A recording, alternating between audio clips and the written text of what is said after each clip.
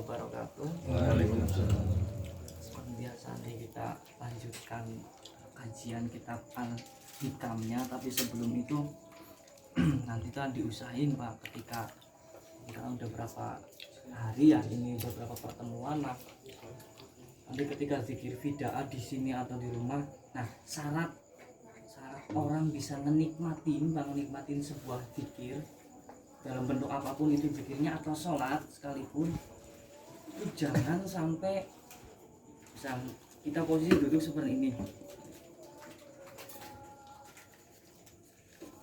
duduk seperti ini, posisi awal lah seperti ini, kemudian mulai zikir fidaah. Nah sampai akhir jangan sampai gerak Pak, kalau bisa Kak. Pegel ininya kesemutan kayak pengen kayak gini, jangan sampai gerak, diusahain Kak. Pegelnya seperti apa, diem ada nyamuk biarin Pak, terus Allah zikir la ilaha illallah terus nanti kalau kita terbiasa seperti itu baru menikmati namanya zikir. Enteng sekali nanti lisan kita itu apa ya, yang pertama makanya berat kok, tapi nanti enteng sekali cepet la ilaha illallah, terus kerasa kegigit apapun nanti kayak ya nggak kerasa Pak, saking khusyuknya, saking lepasnya itu seperti itu nanti. Ya, nanti kalau misal kesemut paksa awalnya ya lah, saya yakin kesemutannya kalau misal kesemutan tes kita balik duduknya bakal kesemutan lagi, malah sering nanti tambah sering, satu kali gerak aja makin sering geraknya.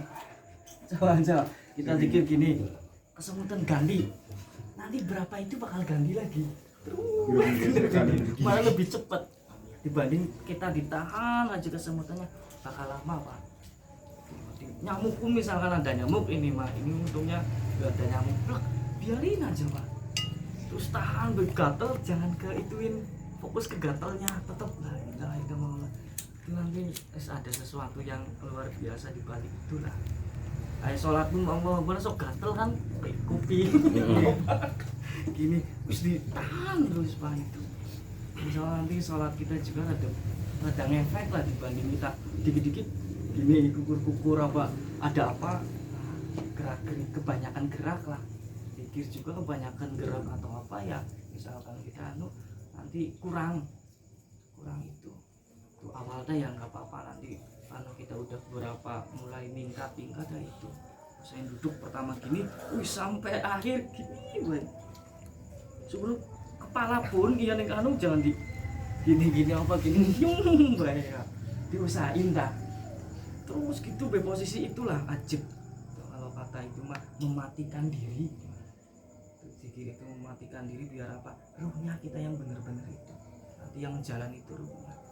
Nah nanti kali di rumah atau apa ya ini mah nggak masalah, semuanya zikir gini, misalkan ini mah Allah kok apa namanya ini dalamnya kayak perasaan apa itu, nggak apa-apa Pak, itu bagus. Berarti kalau iya sampai kayak kita itu goncang bung padahal diem tapi kayak gitu, itu berarti ya bagus, berarti ruh kita mulai kita ini bisa ngerasain ruh kita itu Pak. Itu yang luar biasa, seperti itu kita matikan badan lah, matikan rasa, matikan, nah itu baru nanti akan ngerasain ruh kita sebenarnya apa, sebenarnya ya siapalah.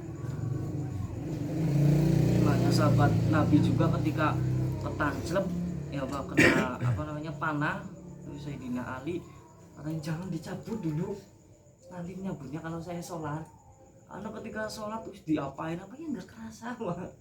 Tuh karena mungkin udah itunya luar biasa.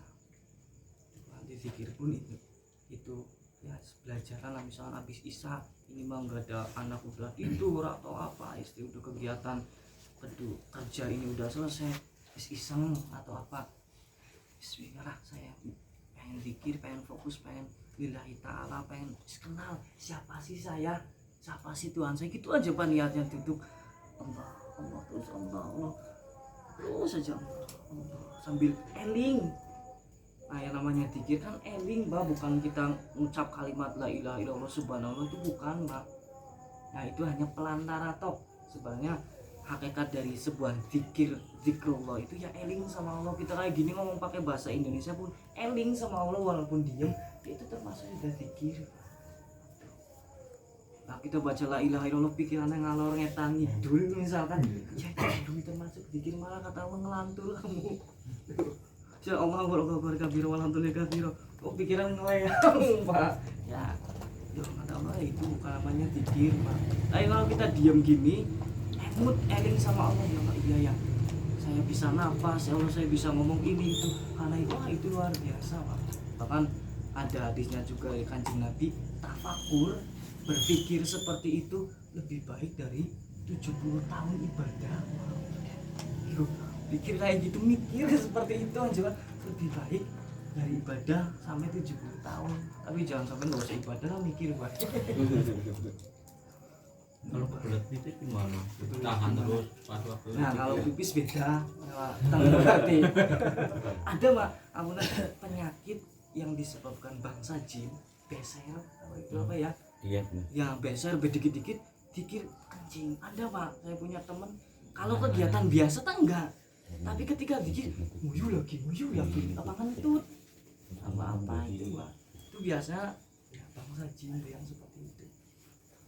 Tuh, ada penyakit yang seperti ini. Kalau duduk-dudukan nongkrong gitaran, ya enggak. Tapi ketika zikir jujur pelot, kencing lagi.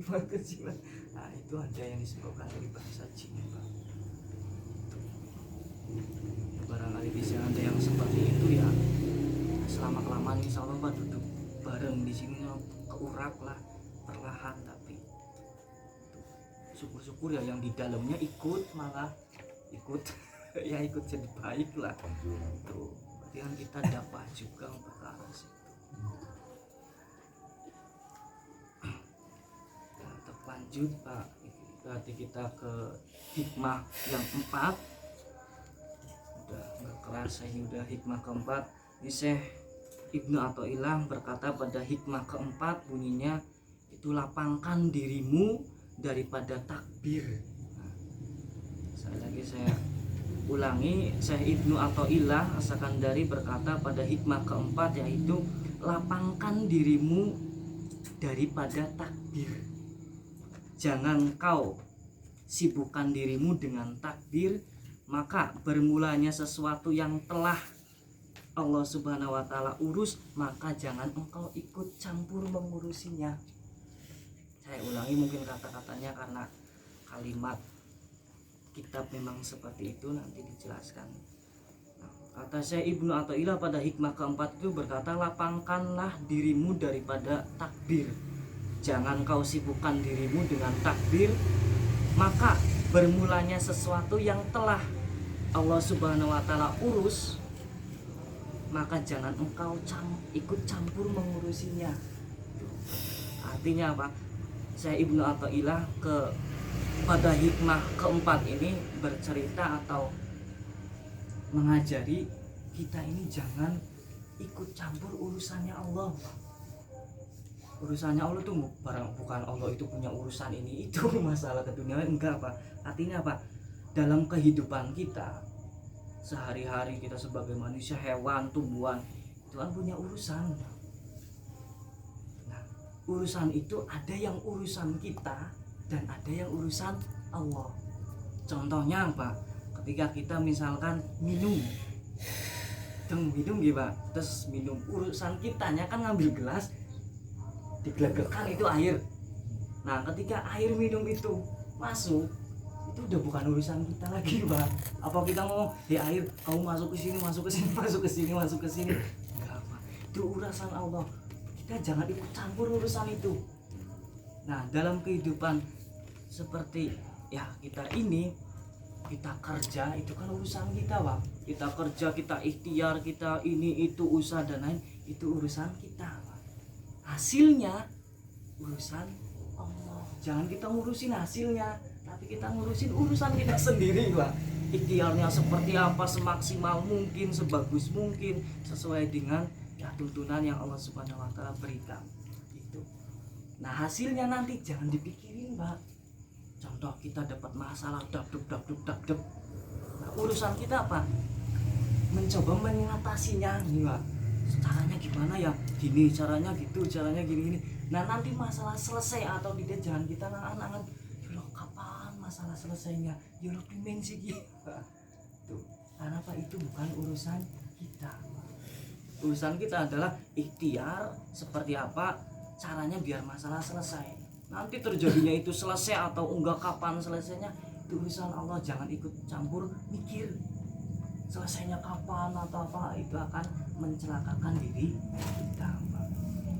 Nah, itu sedikit.